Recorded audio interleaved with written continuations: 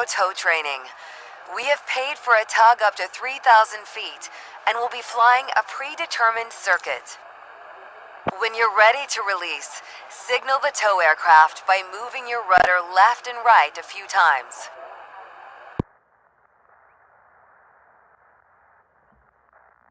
Keep the wings level until the glider gently rises off the ground.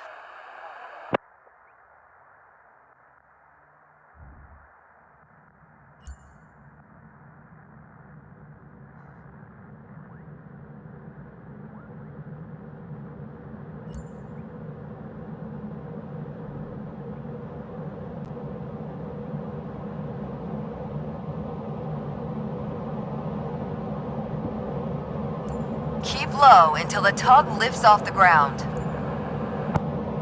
Keep directly behind the tow aircraft at all times, both horizontally and vertically.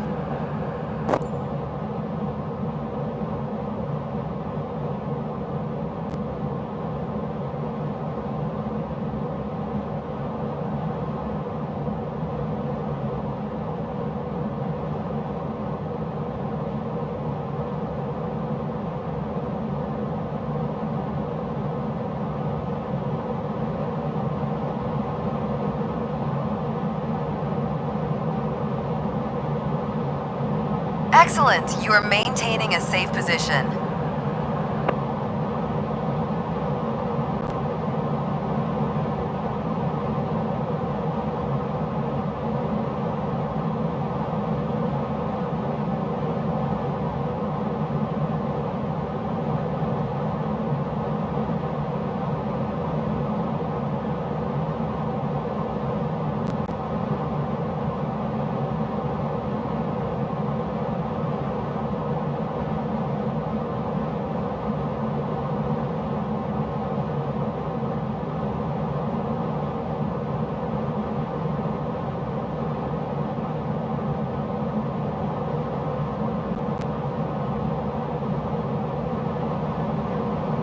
Let's keep directly behind the tug as it turns.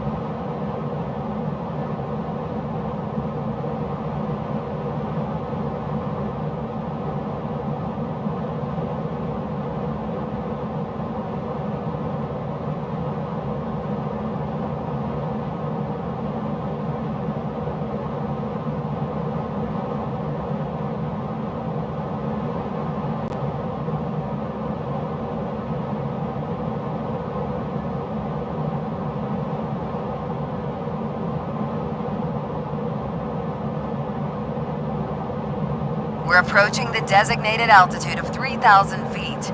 Upon release, gently turn to the right as the tow aircraft turns left. Release the cable.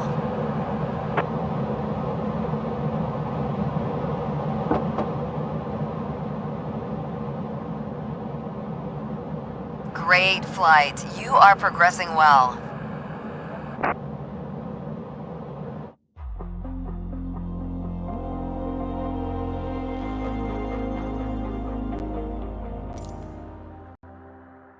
Today, we're going to practice using a winch to launch the DG-1001 into the air. Compared to a towplane launch, a winch will get us airborne much faster, but with a lower release altitude. Once we give the go signal, the winch will rapidly accelerate us. Be sure to keep the wings level until the glider lifts off. When you are ready to release, signal the winch operator by moving your rudder left and right a few times.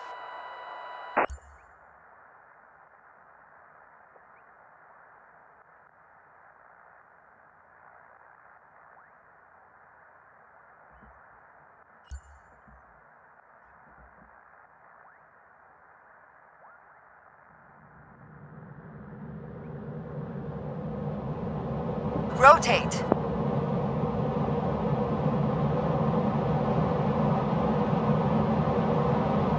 Almost at the top. Level off, and when you hear a distinct change of sound from the winch, release the cable. The cable has automatically back-released. It's a lot to focus on at once. Keep it up, and you'll get the hang of it quickly.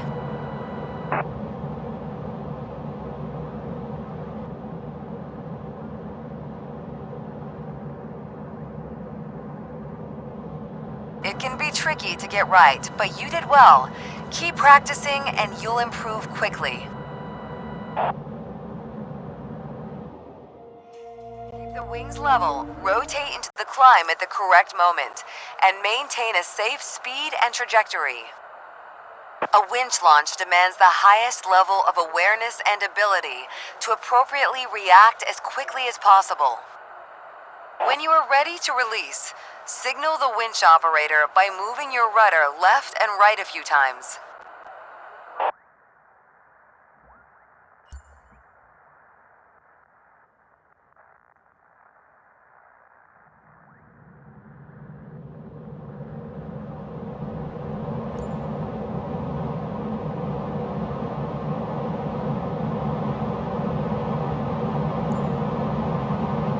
Cable break. Excellent. You handled that perfectly. We are too high to land ahead. Turn back and fly alongside the runway. When safe, turn and line up in preparation to land.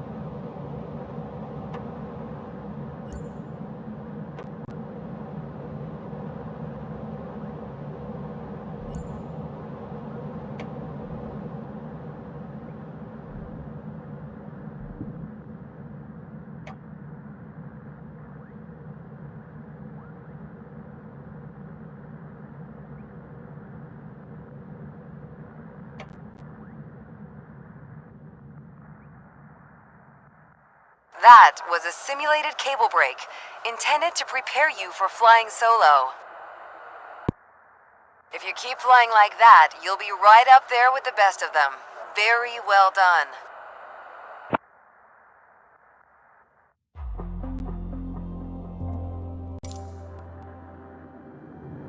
We're on course for a visual landing approach into Nice Côte d'Azur. Auto thrust is going to handle power management, so our main objective is to control the pitch to stay on the glide slope. The beauty of fly-by-wire means you only need to use the stick when you want to make attitude adjustments. Alright, as long as auto thrust is on, the speed will be automatically managed. Throttles should stay in the climb detent. Just focus on the trajectory. Remember, fly-by-wire doesn't need a lot of corrective input. Just keep making small adjustments to pitch and roll as necessary. See the screw on the dash above the PFD? Use that as a guideline to keep us centered on the runway. For a visual approach, we have the track FPA mode activated. This will display the green velocity vector on your attitude indicator. Place it 3 degrees below the horizon to follow a 3-degree glide slope.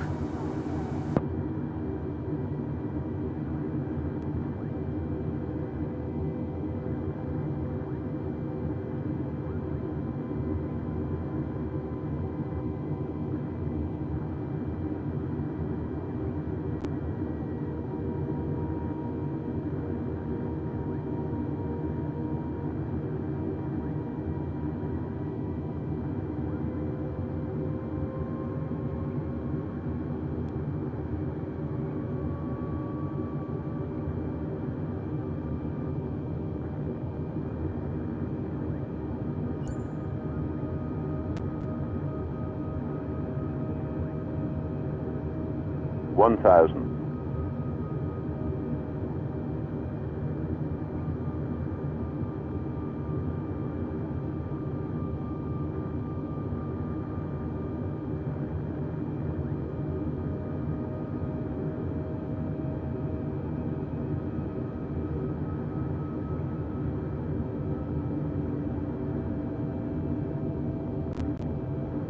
Look to the right of the runway at the 4 colored lights called PAPI.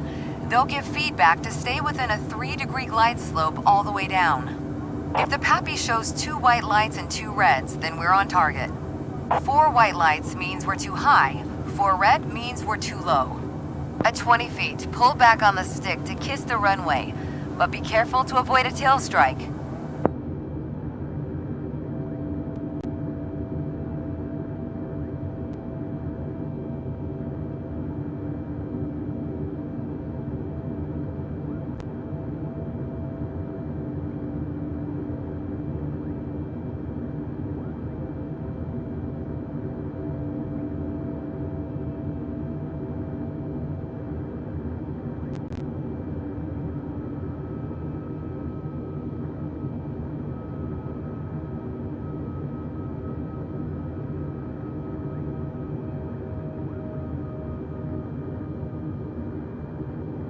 One thousand.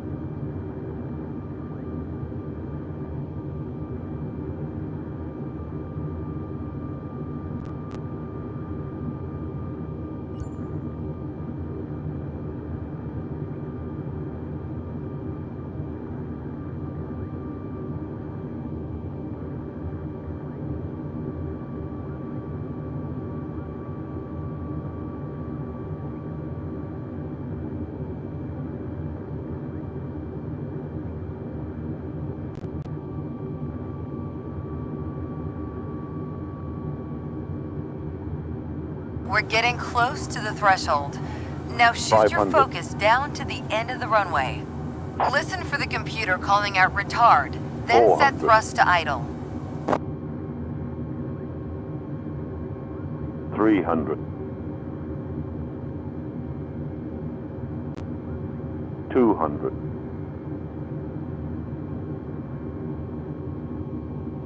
100.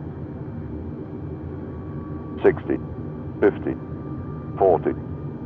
30. Time to flare? 20. Retard. 5. Now return the side stick to neutral. Spoilers and auto brakes are activated.